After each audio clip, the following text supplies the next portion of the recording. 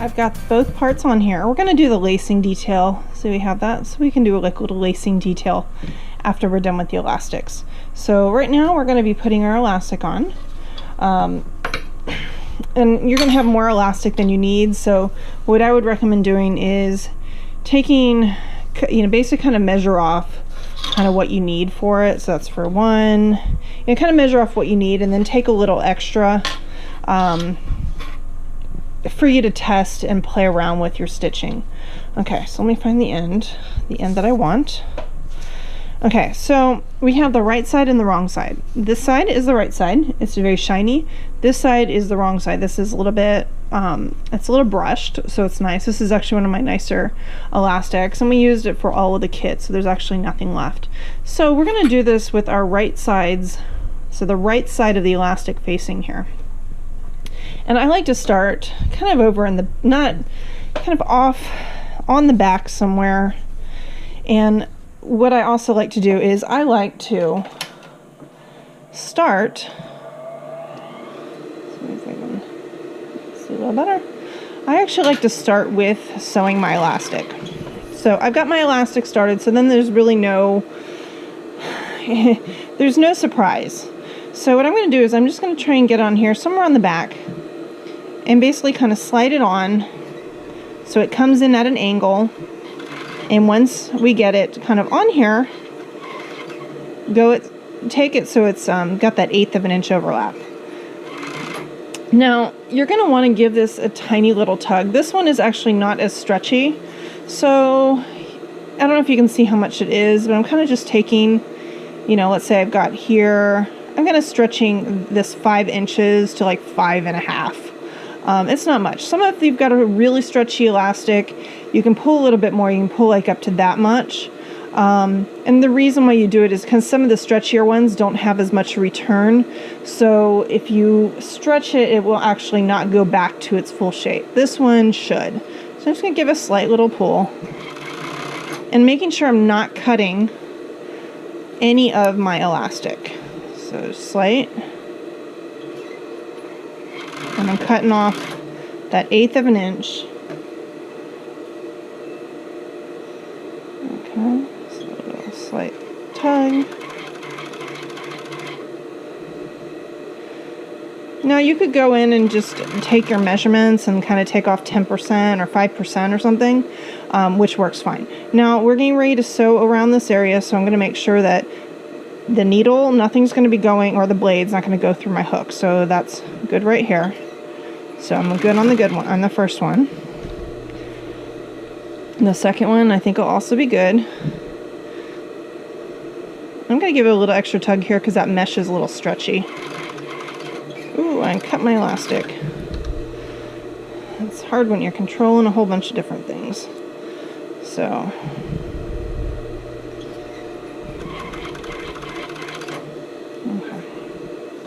So I'm coming back to my regular stretch.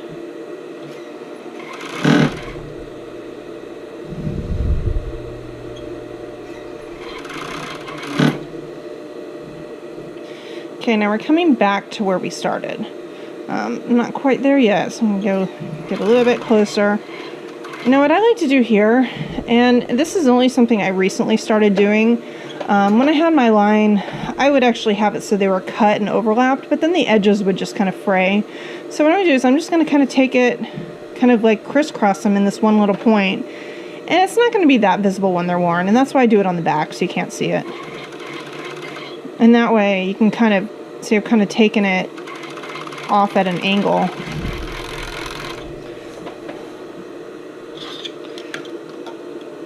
So this, when it's finished, you can hardly tell that you overlapped it, and you're not going to have any frayed sides. So I'm just, magnetic pin cushion. So I'm just going to chop that piece off. I don't need that anymore. Okay, so we did the waistline. Okay, we're going to come over to the back. So I'm doing the same thing, just getting my elastic started. Okay, and somewhere right on the back.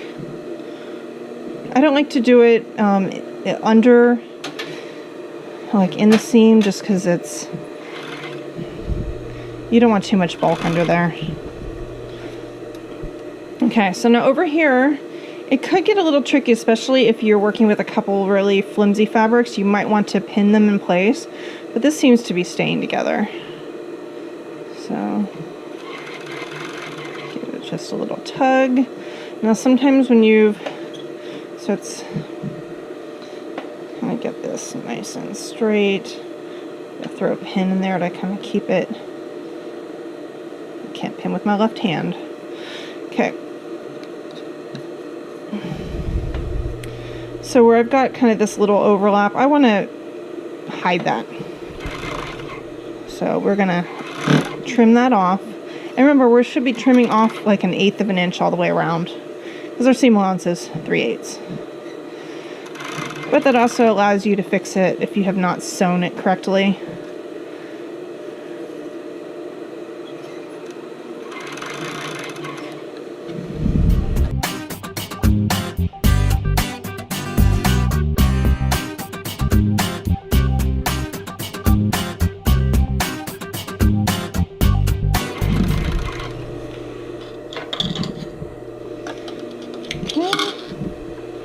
One leg left.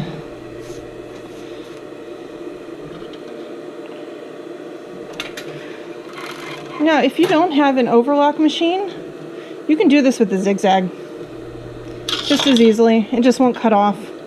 So if you're doing with the zigzag, you just have to make sure you're sewing it at that 3/8 of an inch.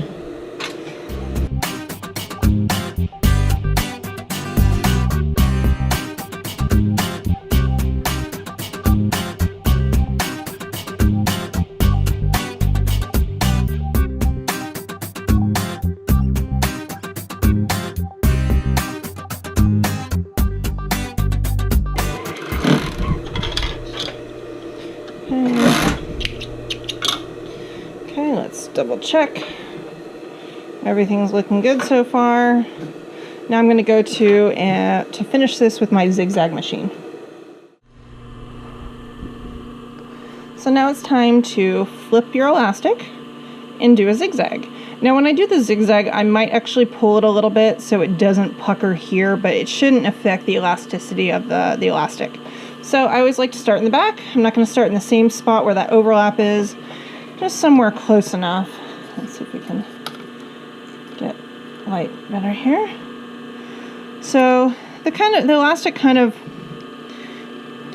or the lace kind of gets like these little kinks, so I'm not too worried about it. Okay, and I'm just doing a large zigzag, and I'm just going to kind of give it a little tug as I'm going through. You don't really want to be stretching, and my stitch is a little bit too big, so let me go a little smaller.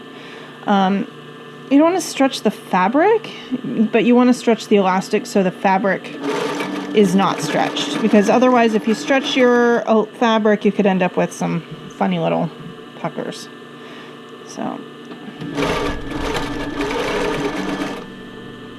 I guess it's about time for me to change the needle in my sewing machine.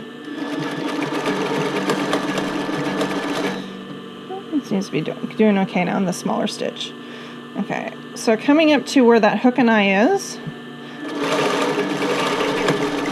I'm just going to look right here. I think we're going to be in the clear on the first one. And on the second one, yep, we're going to be in the clear. And this one we have to kind of force that trim down.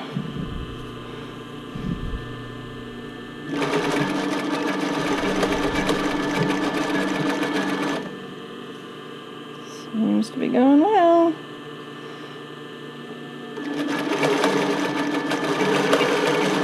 I think my machines are finally happy that I'm sewing again.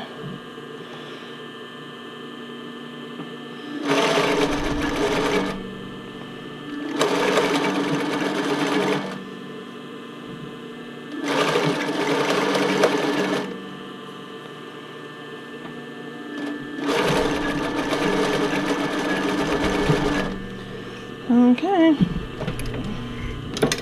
just kind of overlap where I started it. The first stitch looks pretty good. And we're going to do the next ones. These ones should be a lot easier. We only have to worry about that the hook on one side, but that one could be an issue because I think it wasn't completely even.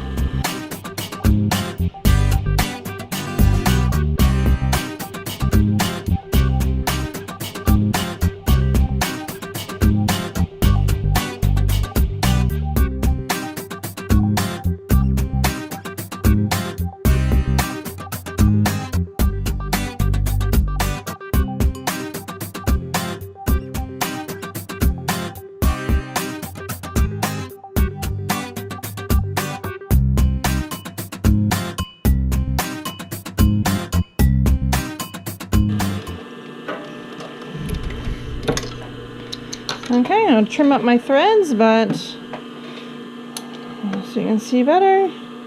There it is. And I'm just going to do some lacing, and I'll come back and I'll show you what that looks like.